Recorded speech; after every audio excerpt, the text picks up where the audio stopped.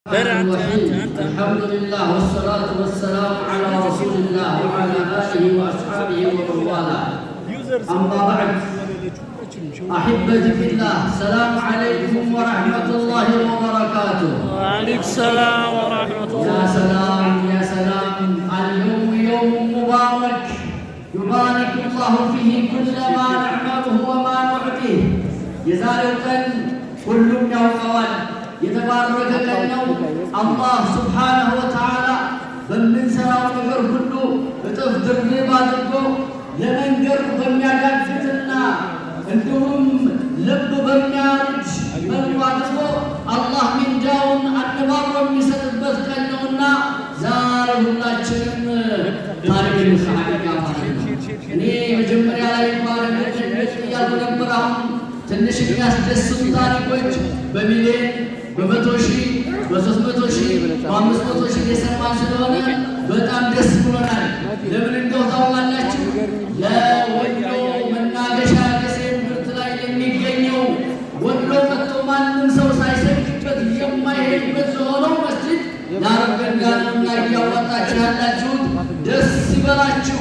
ዛሬ ልባችሁን ከፍታችሁ አላሁ ሱብሓነሁ ወተዓላ በአላህና በመጨረሻ ቀን ያመነ ብሎ የመሰከረን ሁሉ ዛሬ የአላህን ቤት ለማስዋብ በተለይ ከአላህን ቤት ያረገንዳ መስጂድ ሁልህም ተነሳ፣ ሁልህም ተነሳ። አላህ ይባርክልህና እጅ ላይ ያለው ይባረክ፣ እድሜህን ይባርክልህ፣ ቤተሰቦችህን ይባርክልህ፣ ገንዘብህን ይባርክልህ። በአጠቃላይ በአንተ ዙሪያ ያለ ሁሉ የተባረከ አላህ ያደርግላችሁ። ዛሬ ለዚህ መስጂድ አስተዋጽኦ የምታደርጉት ሁሉ ከደዕዋው ዱዓው ይመጣልና ዛሬ እንግዲህ አላሁ ሱብሓነሁ ወተዓላ ካሰባችሁት በላይ ከገመታችሁት በላይ የዱንያንም የአኺራችሁን ሀጃ አላህ ያወጣላችሁ። የራሳችሁ የምትሰሩበት መስጂድ የራሳችሁ መስጂድ የምትሰሩበት ገንዘብ አላህ ይስጣችሁ። እናንተም አበርክቱ፣ የቻላችሁትን ያርጉ።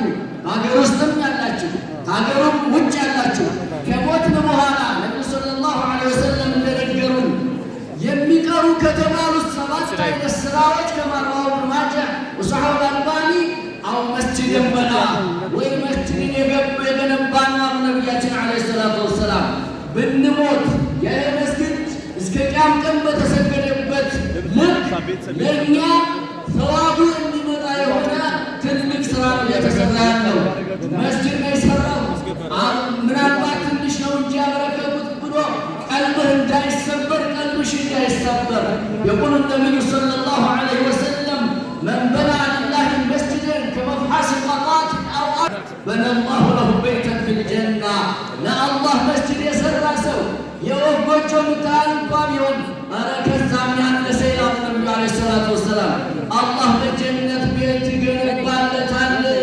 የሙስሊም ዓላማው ሀዲፉ ሲኖር በዚች ዓለም የጀነትን ጸጋ የጀነትን ቤት ለመስራትና ጀነት ለመግባት እስከሆነ ድረስ ይሄ ስራ ይህንን ደመወዝ ይህንን ደረጃ ማንም ሰው ሊያመጣው አይገባምና ሁላችንም ለዚህ ዛሬ ምናምን ዛሬ ሸፍነን ቀጣይ ዓመት ኢንሻአላህ ሸክሪስ በሽት እንዳሉት የደስታ ፕሮግራም የምናስተላለፍበት እንደሚሆን ተስፋ አድርጋለሁ። የወፍ ጎጆ ማለት ለምንችለው ተባብረን መስራት ነውና ባይሆን ያለ እንደሌለህ አይደለም የሚሰጠው። ሰበበት ድርሃሙን ሚአተ አልፍ ድርሃም፣ አንድ ድርሃም 100,000 ድርሃምን ትቀድማለህ ይላሉ ዐለይሂ ሰላቱ ወሰላም። ልብ በል ወንድሜ፣ 100 ብር ያለው 1 ብር ቢሰጥ 100,000 ብር ያለው 10,000 ብር ከሚሰጠው ይቀድማል። ከመቶ ድርሃም ወርስ አድርጎ ነፍስ እያቁረጭ ብሎ የሰጠው ልብ በል 1 ሚሊዮን 100,000 ብር የሰጠን ይቀድማል ማለት ነው። ከመቶ ብር ማለት ነው። እንደዚሁ ሂሳብ አድርጉ። ስለዚህ በገንዘባችሁ ልክም አላህ እንዳይሰጣችሁ አላህ አፍስባችኋል፣ ያፈስባችኋል። ወማ አንፈቅቱም ሚን ሸይኢን ፈሁወ ዩኽሊፉሁ። አንተ ስጥ አላህ ይሰጥሃል። በቃ ስጥ ነው። መሰጠት ተፈለግ መሰጠት የሚገኘው በመስጠት ነው። ነቢዩ ሰለላሁ ዐለይሂ ወሰለም ይሉ ነበር አንፊቅ ዩንፈቅ ዐለይክ፣ ስጥ ይሰጥሃል ነው የሚሉት። አላህ በሰፊ እጁ ይሰጥሃል። አንተ ካለህ የምትሰጥ ከሰ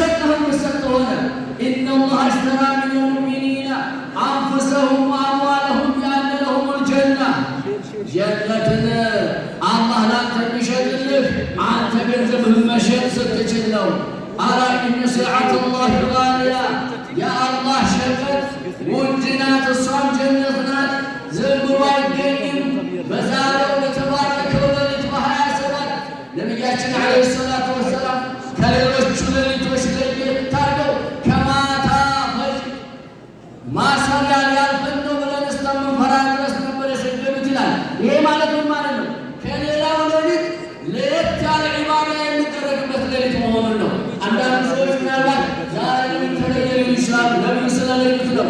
ሌሊቱል ቀድር ትሆንበታለህ ተብሎ ከሚታሰበው ሌሊት በዋነኛነት ደረጃ የዛሬው ሌሊት ነውና ዛሬ የሰጠነው በአንድ ሺህ አይደለም።